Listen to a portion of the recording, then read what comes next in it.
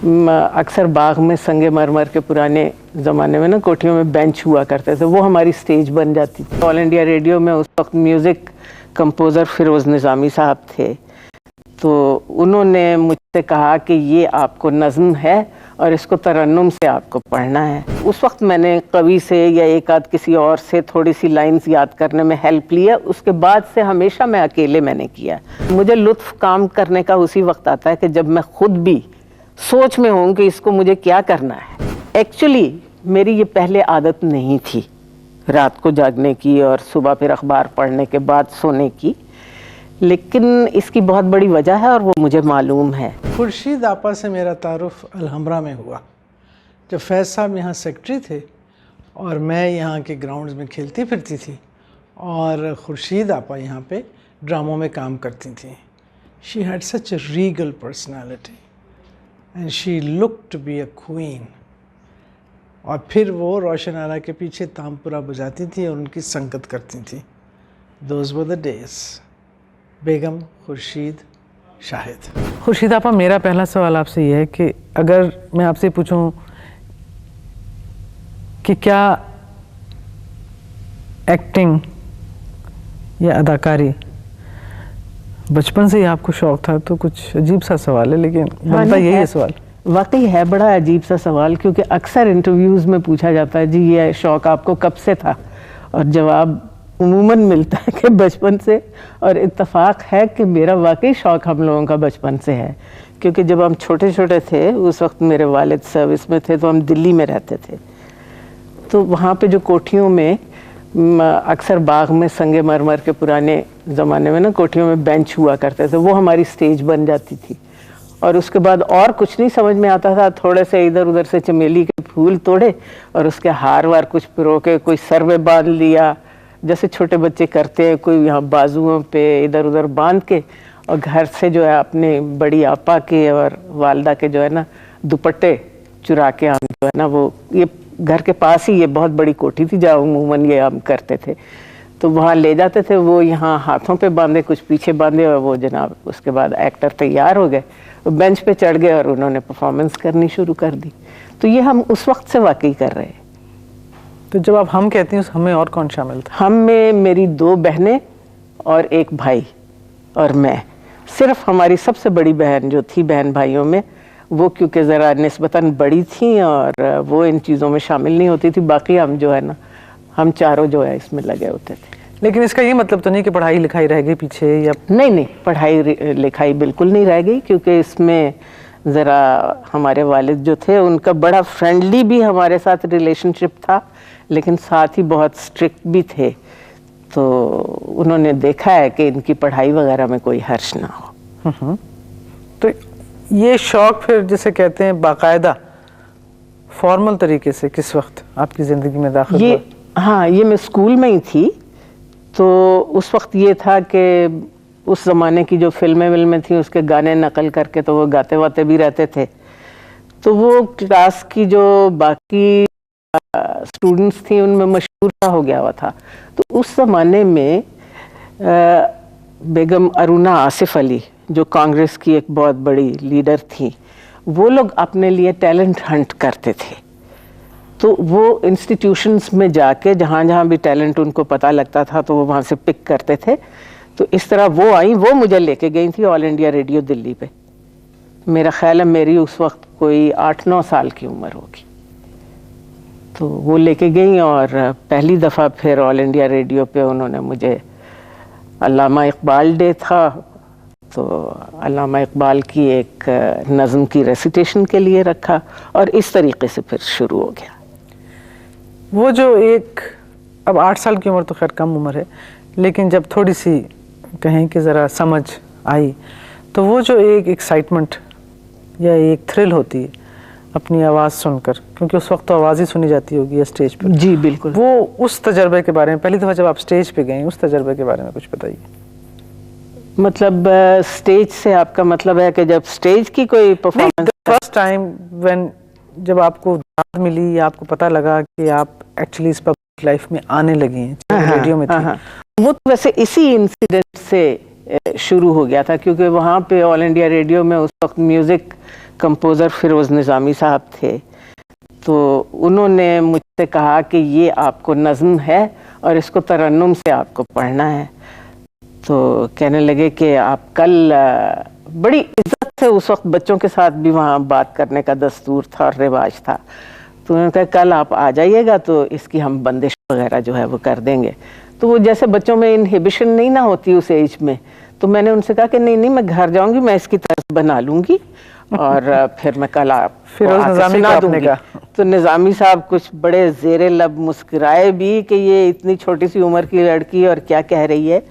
तो उन्होंने कहा ठीक है आप इसकी कोशिश कीजिएगा, अगर नहीं होगा तो कल फिर हम आपको हेल्प करके तो बता देंगे।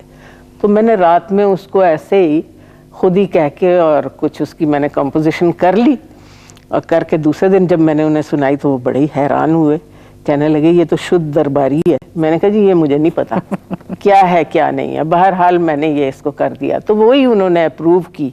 तो उससे ही मुझे बहुत इनकरेजमेंट हुई थी कि देखें मैंने एक काम खुद किया है और उसको इन्होंने कहा है कि ये सही है। लेकिन आपने गाने की क्या बाकायदा तालीम हासिल की? नहीं, ये नहीं। बिल्कुल शौकिया था। इन बिटवीन बहुत थोड़ी देर, मसलन थोड़ा अरसा मैंने रेडियो पे यहाँ लाहौर में, पार्टीशन के बाद यहाँ लाहौर में आके फिरोज़ निज़ामी साहब स्टेशन डायरेक्टर थे, उन्होंने इजाज़त दे दी। तो ये शगन के वालिद थे भाई लाल, तो चंद महीने उनसे मैंने कुछ सीखना शुरू किया। फिर उसके बाद ये है कि जो बहुत इस काम के माहिर हैं, अच्छे लोग हैं, उनमें मेरा बहुत उठना बैठना रहा और उनको सुन के मैंने बहुत हासिल किया, जिनमें से सरे फहरिस्त रोशन आरा बेगम है। तो बाकायदा जिसको कहते हैं ट्रेनिंग, वो मैं नहीं ले पाई क्योंकि रोशन आरा बेगम की बहुत ख्वाहिश थी कि बाकायदा उनकी मैं शागिर्दी करूं, लेकिन वो हालात के मुताबिक कुछ पॉसिबल नहीं था, क्योंकि मुझे अपनी रोटी पैदा करने का भी मसला था, काम करने का मसला था, और उनकी जो है सिखाने के लिए शर्त थी कि तुम लाला मूसा आकर रहो। वो मैं कर नहीं पाई, वो बदकिस्मती है मेरी, लेकिन वो मैं नहीं कर पाई।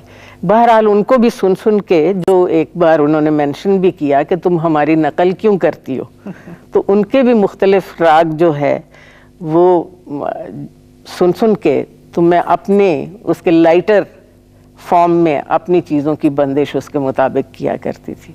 म्यूजिक और drama, why did you choose drama, why not music? नहीं, वही वजह ना कि उसमें मुझे बहुत ज़बरदस्त रिकग्निशन मिली।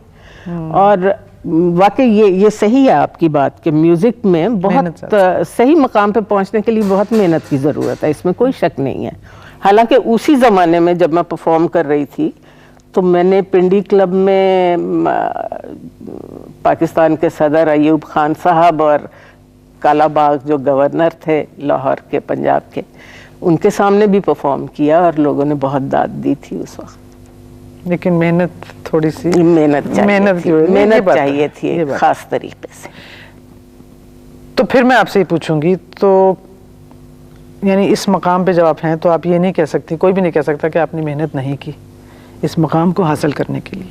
नहीं, मेहनत तो बहरहाल करनी पड़ती है और करनी भी चाहिए। अगर काम जो भी आप करें उसको पूरी लगन और दयानतदारी से करने की ज़रूरत है, तभी उसमें से कुछ निकलता है। वरना अगर आप, जैसे मैं आजकल ज़्यादा ट्रेंड देख रही हूँ कि लोग आते हैं और उसको एक बिल्कुल मामूली सी सीधी सादी चीज़ समझ के करके और चले जाते हैं, उस तरीके से कोई मकाम नहीं हासिल हो सकता। सही बात। अब अगर ड्रामे की बात करते हैं तो अब आपने शोभा चुन लिया। जी। और वो शोभा ड्रामा था। जी। अदाकारी थी। फिर उसमें आपने किस तरह से मेहनत की? जब मैं ये पूछना चाहती हूँ कि जब स्क्रिप्ट का इंतज़ार किया उसके बाद फिर उसको पढ़ा, फिर उसको किस तरह से अपनाया, किस तरह से उसके अंदर परफॉर्मेंस में जान डाली, और कितनी उसमें डायरेक्शन आपकी थी और कितनी डायरेक्शन डायरेक्टर की थी? जी, एक्चुअली जितना ताल्लुक़ है टेलीविज़न का, तो टेलीविज़न पे मुनीज़ा जब मैं आई हूँ तो मैं ऑलरेडी थिएटर और रेडियो से अपना नाम पैदा कर चुकी हुई थी। मुझे उस वक्त कोई टेलीविज़न के लिए ख़ास ट्रेनिंग की ज़रूरत नहीं थी, सिवाय इसके कि जो भी मेरा डायरेक्टर या प्रोड्यूसर जो भी उस प्ले को पेश कर रहा है, हिदायत उसकी दे रहा है, उसको इतना करना था कि उसको अपने कैमरे और अपने शॉट्स के हिसाब से मूवमेंट्स मुझे बतानी है और पोजीशन बतानी है। बाकी डायलॉग्स की डिलीवरी या मेरे फेशियल एक्सप्रेशंस वगैरह, उसमें कभी आज तक पूरे मेरे टेलीविज़न के करियर में किसी ने मुझे कभी कोई हिदायत नहीं दी है, वो मैंने खुद ही किया है। खुशी शायद कैसे मेहनत करती है किरदार के ऊपर, क्या करती है? मसलन मुझे अगर स्क्रिप्ट मिला है, पहली दफ़ा मैंने वो पूरा स्क्रिप्ट जो है उसको मैंने पढ़ा है, पढ़ के मुख्तलिफ मेरे साथ जो काम कर रहे हैं उन कैरेक्टर्स को स्टडी किया कि उनका क्या बिहेवियर होना चाहिए, वो कैसे लोग हैं। उसके बाद मैंने अपने कैरेक्टर के ऊपर कंसंट्रेट किया कि किस किस्म का है, इस पे क्या है, किस किस माहौल में इस पे क्या गुजरी है, क्या हुआ है, वो सब कुछ जो है उसको अपने जहन में रखा। और उसके बाद फिर मैंने अपनी लाइंस को, अपने पार्ट को याद करना शुरू किया। और वो भी मैंने आज तक जो है, मेरा ख्याल है माँ सिवाय शुरू के जब हम लाइव करते थे उस दौर के अलावा, उस वक्त मैंने कवि से या एक आध किसी और से थोड़ी सी लाइंस याद करने में हेल्प लिया। उसके बाद से हमेशा मैं अकेले मैंने किया। और रात को वही, मैं अब भी घर में होता है कि 4 लाइनें जो हैं वो मैं एक दफ़ा कह लेती हूँ, काम मैं कोई और कर रही हूँ, जहन में मैं वही अपने रिपीट कर रही हूँ, वो मैं याद कर रही हूँ, मेमोराइज कर रही हूँ। और उसके बाद फिर कहीं से मुझे ज़रा सा डाउट हुआ तो फिर मैंने जाके वो पढ़ा हुआ है, पलंग पे ही पढ़ा हुआ है, स्क्रिप्ट पढ़ा हुआ है, उसको जाके देख लिया, फिर करेक्ट कर लिया, फिर उनको अपने जहन में रिपीट करती रही, इस तरीके से कर करके। और उमूमन मैं स्क्रिप्ट जो है, क्योंकि उस वक्त बिल्कुल कोई डिस्टर्बेंस नहीं होती, कोई इंटरफेरेंस नहीं होती है, तो मैं रात को उमूमन करती हूँ। तो इस तरीके से मैं खुद मेहनत करती हूँ और उसको सारा कंसीव करती हूँ। और वो ये है कि इसमें इंसान का एक्टिंग में मुशाहिदा बहुत काम देता है, क्योंकि हमारे यहाँ कोई कहीं से हम लोगों ने ट्रेनिंग वगैरह तो नहीं ली, ना ही कोई ऐसा इंस्टीट्यूट है कि जहाँ आप ट्रेनिंग जाके लें।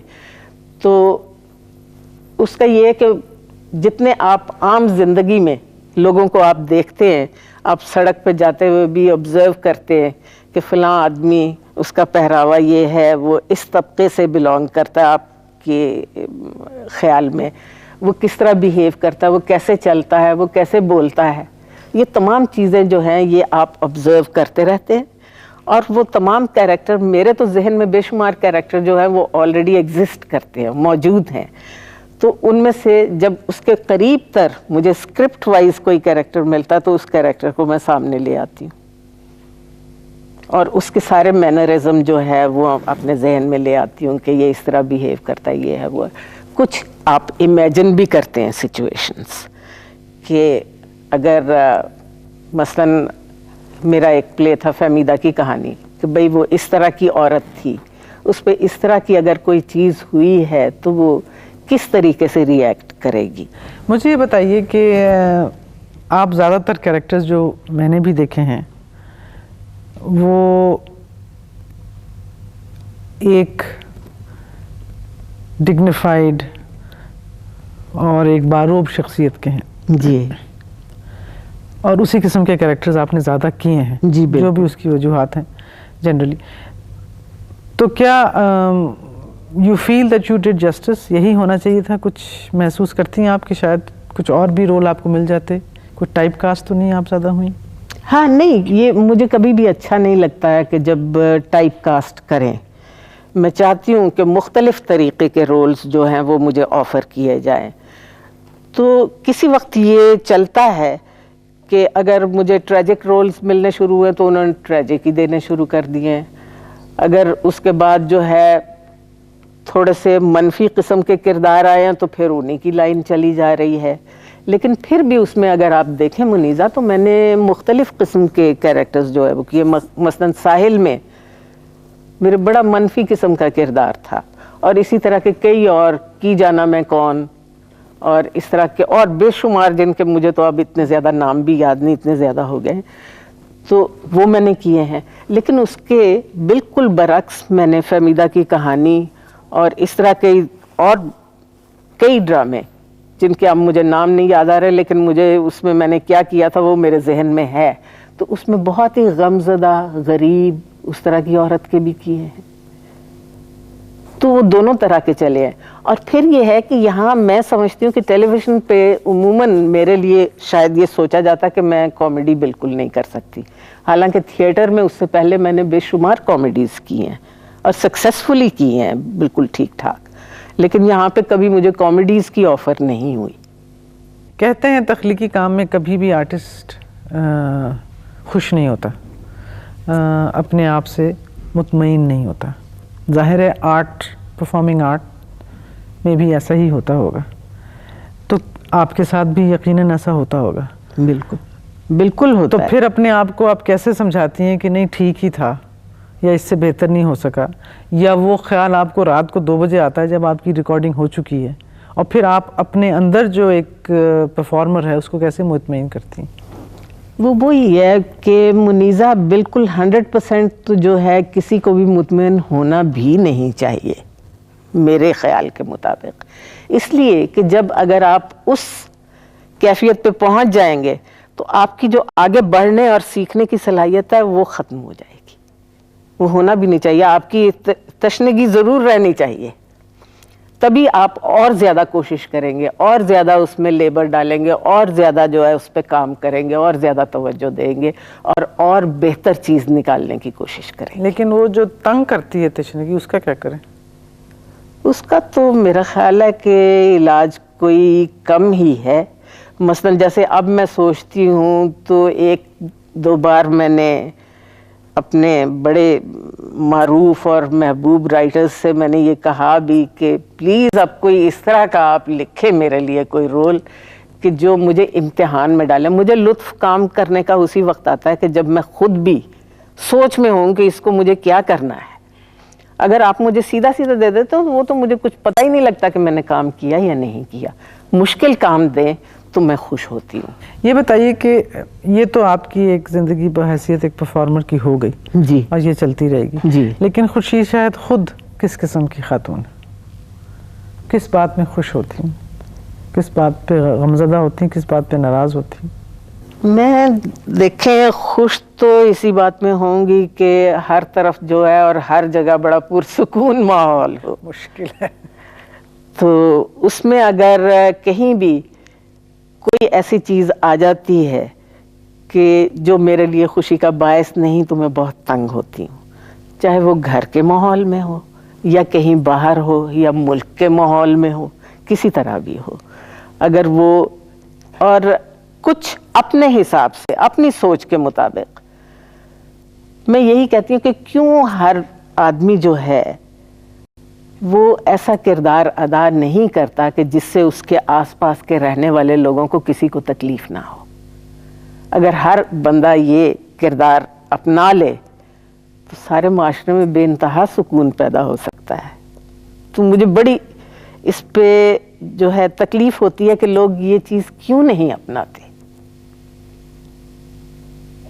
खुर्शीद शाहिद सख्त इंसान है, नरम इंसान है, जेंटल इंसान है, किस किस्म की है? अगर आप अपने आप से हट के यहाँ बैठे जी, अपने आप को देखें जी जी तो आप में जी, how would you describe yourself? मतलब ये इसमें कोई तारीफ का या इस तरह का पहलू नहीं है, लेकिन ये है कि मैं बेइंतहा चीज़ों को बर्दाश्त करने वाली हूँ। लोगों का चाहे मेरी तरफ रवैया या इसके अलावा और चीज़ें, और कई चीज़ें जो है वो बहुत मुझे तकलीफ़ भी देती हैं। कई दफ़ा यही है कि मैं भी एक इंसान हूँ, कुछ वक्त के लिए मैं ज़रूर अपसेट होती हूँ, कभी कभी रिएक्ट भी करती हूँ, क्योंकि ये तो हो ही नहीं सकता कि मैं इतनी उस पे ऐसे मकाम पे पहुँच जाऊँ कि कोई भी चीज़ मेरी मर्ज़ी के ख़िलाफ़ हो और मैं रिएक्ट ही ना करूँ। वो भी करती हूँ, लेकिन मैं बहुत जल्द जो है उस चीज़ को भूल भी जाती हूँ। और ज़्यादा जो है मेरा ख्याल है कि मैं इतनी कोई ना गुस्से वाली हूँ और मेरा ख्याल है कि यहाँ भी जितना काम किया है कम ही लोगों में किसी को शायद बहुत कम नज़र आया होगा कि मैं कभी गुस्से की हालत में मुझे देखा हो। कोई शिकायत नहीं हुई जी। खुर्शीद आपा, आपको जहाँ जब तक मैं इतने सालों से आपको देख रही हूँ जी, आपको ब्राइट रंग और खिलते हुए रंग बहुत पसंद है, इसकी कोई ख़ास वजह? मेरा ख्याल है कि शायद ये कोई एक ज़िंदगी की अलामत होती है, इसलिए मैं उसको एडमायर करती हूँ।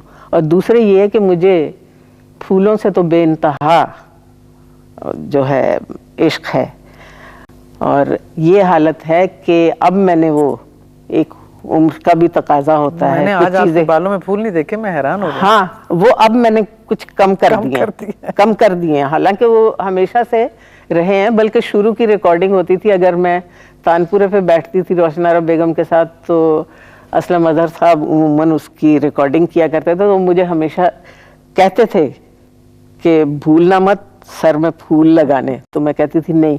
और मैं उसके बाद जिस प्रोग्राम में आती थी, वो एक दफ़ा उन्होंने मुझसे ये भी पूछा कि ये तुम जिस रंग की साड़ी पहनती हो उस रंग के तुम्हें मैचिंग फूल कहाँ से मिल जाते हैं? तो मैंने कहा असलम साहब, पूरे लाहौर में किस जगह किस रंग का फूल खिलता है वो मुझे मालूम है, वो मुझे मालूम है। यहाँ तक कि ये माल रोड पे पहले, अब मुझे पता नहीं कि चंद साल से वहाँ इतना गुलाब होता था, अब वो बिल्कुल गायब है। तो वहाँ से कई दफ़ा गुलाब भी तोड़ा करती थी, गाड़ी रोक के, और गुलाब तोड़ रही हूँ। एक दफ़ा तो मेरे साथ दिलदार भट्टी, अल्लाह बख्शे उसे, तो वो मेरे साथ, मैं तोड़ती जा रही थी, वो इकट्ठे कर रहा था फूल मेरे साथ। तो इसके लिए मैं बड़ी मशहूर थी। अब मैंने वो काम छोड़ दिया है, इस हद तक मैं नहीं इंटरेस्ट लेती, लेकिन ये कि फूलों से मुझे वाकई इश्क है, और उसके साथ साथ फिर फूलों से ही निस्बत है उसकी खुशबू के साथ भी। जाहिर है। आपके बारे में ये भी सुना गया है कि आप अखबार पढ़ के सोती हैं सुबह। ये मुझे कभी समझ नहीं आई कि जब सारा आलम सोता है तो आप जागती हैं। हाँ। फिर आप किससे बातें करती हैं या वक्त कैसे गुजारती हैं? नहीं, बातें नहीं करती, उसके वो मैं पढ़ती हूँ। और हालांकि मेरे घर में जो मेरी बहू है, उनका ताल्लुक ही अखबार नवीसी से है, तो इन लोगों को दूसरे दिन जब कभी घर में बात करते हैं मेरा बेटा या मेरी बहू, तो मैं कहती हूँ कि नहीं, वो उसमें ये खबर, वो फलाने ये कहा, उनको नहीं पता होता, लेकिन मैंने वो अखबार इस तरीके से पढ़ा हुआ होता है और इस तरीके से पढ़ती हूँ कि उसकी एक एक लाइन, एक एक खबर जो है वो मुझे पता होती है। मैं कोई चीज़ उसमें से छोड़ती नहीं। तो ये है कि एक्चुअली मेरी ये पहले आदत नहीं थी रात को जागने की और सुबह फिर अखबार पढ़ने के बाद सोने की, लेकिन इसकी बहुत बड़ी वजह है और वो मुझे मालूम है कि उसी साल मई के महीने में मेरी वालिदा का इंतकाल हुआ और हम इकट्ठे रहते थे।